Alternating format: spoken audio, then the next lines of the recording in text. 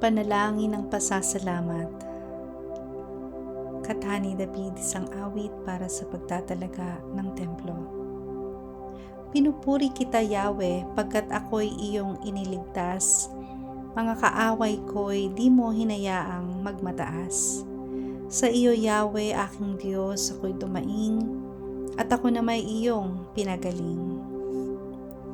Hinango mo ako mula sa libingan, at mula sa hukay ako'y imuli mong binuhay. Purihin si Yahweh, siya'y inyong awitan. Ninyong bayang hinirang, siya ay pasalamatan.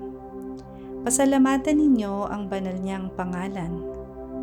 Ang kanyang galit, iyo'y panandalian. Ito'y panandalian, ngunit panghabang buhay ang kanyang kabutihan. Sa buong magdamag, luha may pumatak. Pagsapit ng umaga, kapalit ay galak. Sinabi ko sa sarili, pagkat ako'y panatag, kailanmay hindi ako matitinag.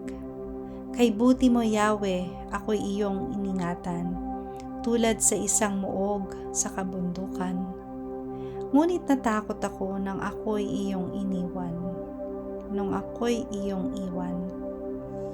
Sa iyo, Yahweh, ako'y nananawagan, nagsumamon na ako ay tulungan.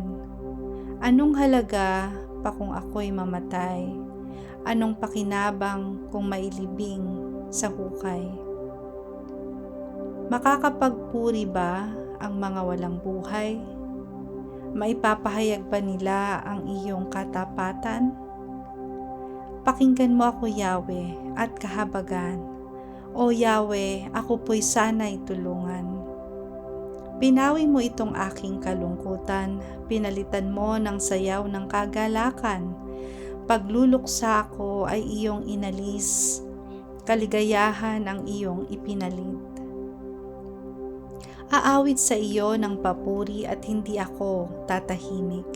O Yahweh, aking Diyos, pasalamatan ko'y walang patid. Pasasalamat ko'y walang patid.